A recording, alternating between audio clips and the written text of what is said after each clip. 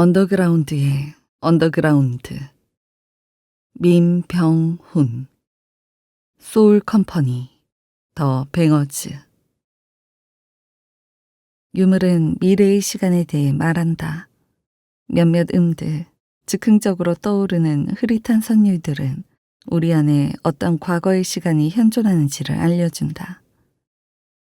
20살 시절을 떠올리면 온통 하얗고 윤술처럼 일렁이는 기억뿐이다.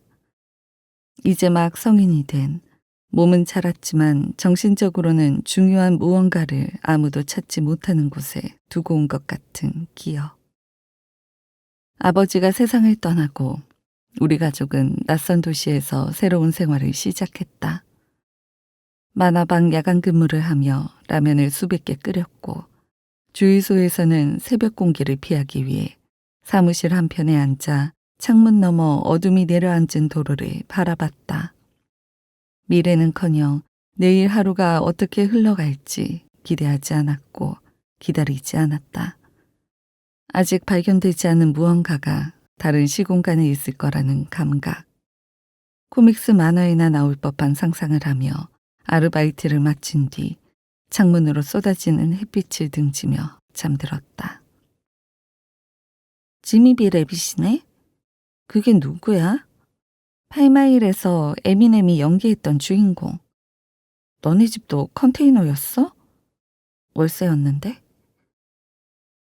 이 영화의 유명한 명대사. 꿈은 높은데 현실은 시궁창이야. 나는 항상 이 말을 현실도 시궁창인데 꿈이 더 시궁창이야 라고 바꿔서 생각했다. 대전 은행동에 신나라 레코드라는 음반숍이 있었다.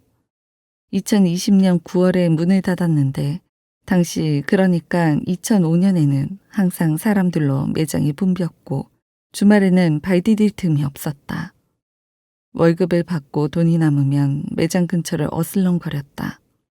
누구의 앨범이 나왔고 어떤 곡들로 앨범이 구성됐는지 이미 몇 달 전부터 이걸 사야지 정했으면서 심각하게 고민하는 척 쇼윈도에 붙은 앨범 포스터들을 구경했다.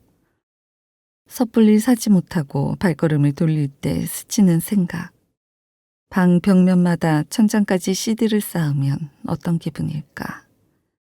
나이키 백팩에 든 소니 CD 플레이어가 앞뒤로 덜컹거렸고 그런 순간에는 꼭 재생이 멈췄다. 카세트 테이프처럼 이러다 CD도 늘어지는 게 아닐까 생각이 들 정도로 지겹게 들은 몇 장의 앨범들. 소울 컴퍼니의 더 뱅어즈도 그중 하나였다. 병훈아, 래퍼가 되고 싶어? 그만. 그 시절 CD를 100장 넘게 모으고 매일 힙합 음악을 들었다는 이야기를 하면 대체로 반응이 비슷했다. 하지만 나는 알고 있다. 모두가 열병처럼 힙합 음악에 빠진 시절이 있다는 사실을. 힙합이 요즘처럼 트렌디하지 않았던 시절.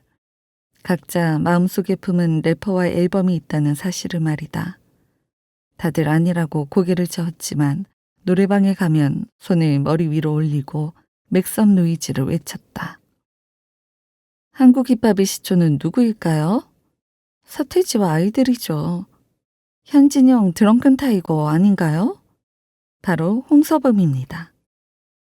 밴드 옥슨 80의 멤버였던 홍서범은 1989년 나는 당신께 사랑을 원하지 않았어요를 발표하며 솔로로 데뷔한다.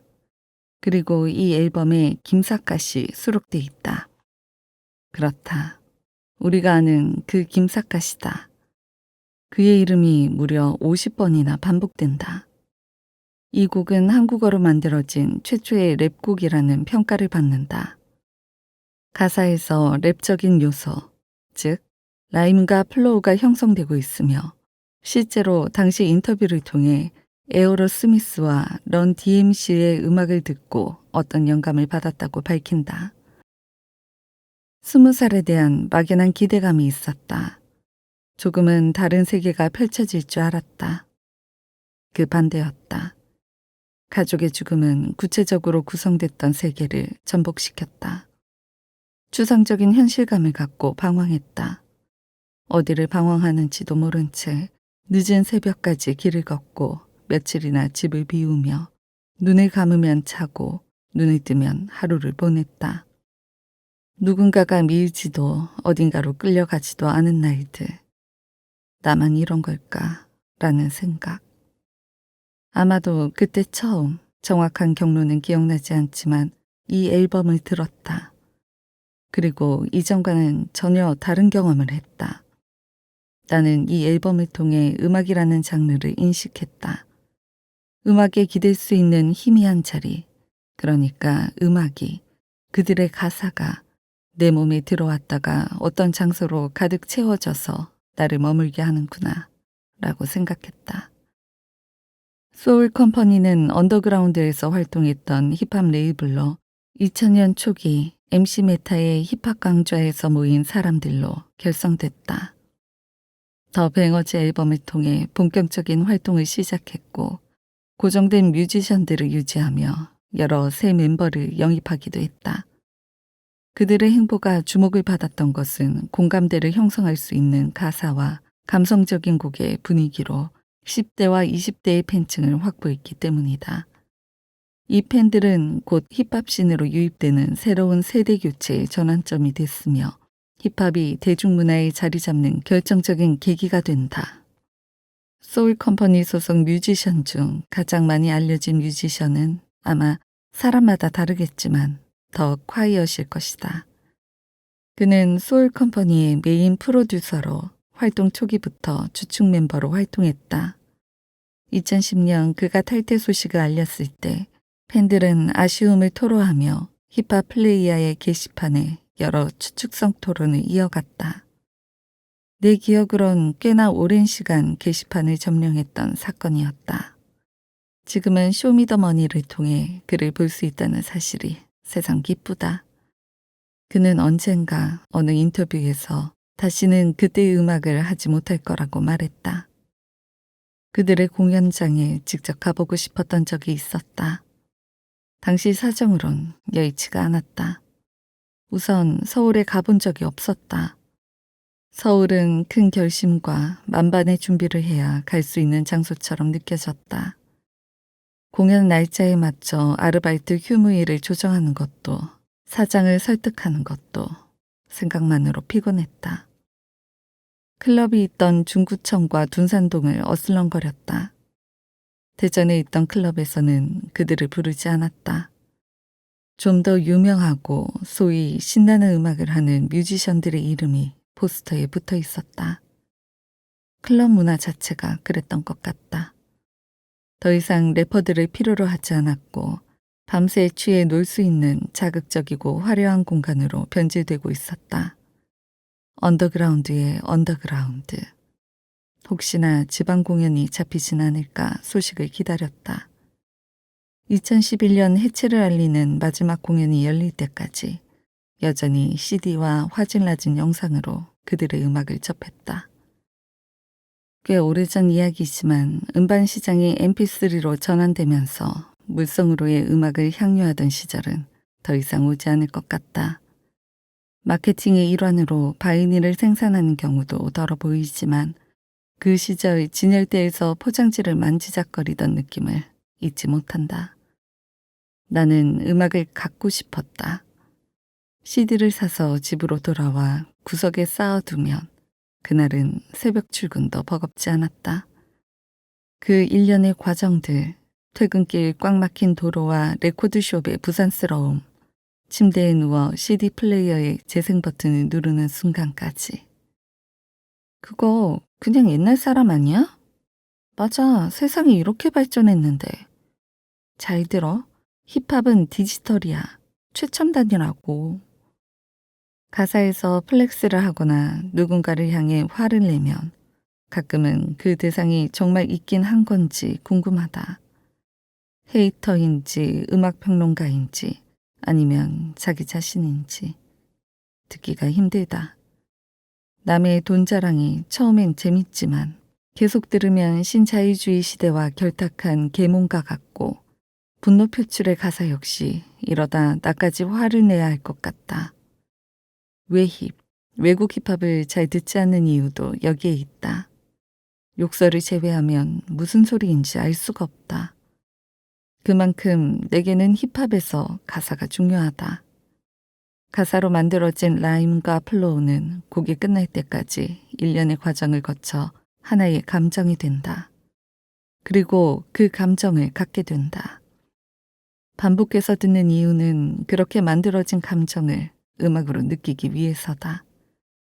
물론 힙합에만 가능한 말이다. 나는 팝과 컨트리 음악, EDM도 좋아한다. 아니, 힙합을 제외하고 거의 모든 장르의 음악을 편하게 듣는다. 몇 년 전까지만 해도 힙합신의 새로운 앨범은 전부 찾아서 듣고 곧바로 플레이리스트에 추가했다. 하지만 어느 순간부터는 더 이상 예전만큼 열정적으로 듣지 않게 됐다. 나는 나도 모르는 사이에 그 시절에 들었던 비슷한 곡들을, 비슷한 감정들을 기대하고 있었는지도 모른다. 그런 일은 가능하지 않다. 친구의 말처럼 세상이 이렇게 발전했는데, 나도 변했는데. 더 뱅어즈의 18번 트랙, 아예이오우, 어는 모음을 이용한 가사로 라이밍된 단체곡이다. 6개의 벌스를 6명의 뮤지션이 맡아 각각 아, 에, 이, 오, 우, 으, 계열의 모음 위주로 가사를 구성했다. 나는 이것이 문학적 음률과 크게 다르지 않다고 생각한다. 다시는 돌아가고 싶지 않은 시절이 있다. 편집된 것처럼 통째로 사라진 시절. 그때 들었던 음악은 위로나 응원이 아닌 그렇게 그 시절을 지나가도 된다는 수신호 같았다. 너 혼자만 그런 게 아니라는 일종의 대답 같은. 만화방에서 아침 청소를 할 때 카운터에 놓아둔 CD를 보고 누군가 말을 걸었다. 이거 좋죠. 내 또래처럼 보이는 사람이 요금을 내며 말했다. 우리는 더 이상 별다른 대화는 나누지 않았다. 나는 졸린 눈으로 책장을 정리했고 그는 기지개를 켜며 만화방을 나섰다. CD 플레이어가 고장난 친구를 따라 전자상가에 갔다가 신제품을 보고 함께 그 자리에 오랜 시간 서 있었다. 가까운 누군가가 세상을 떠난 친구를 만나러 다른 친구들과 버스터미널에 모였다. 입대를 앞둔 친구와는 밤새 얘기했다. 멀리서 대학 입시를 다시 준비하던 친구가 원하던 대학에 붙었다는 소식을 들은 날에는 하루 종일 기분이 설렜다. 장마철 서해 바다에서 비를 맞으며 함께 수영했다.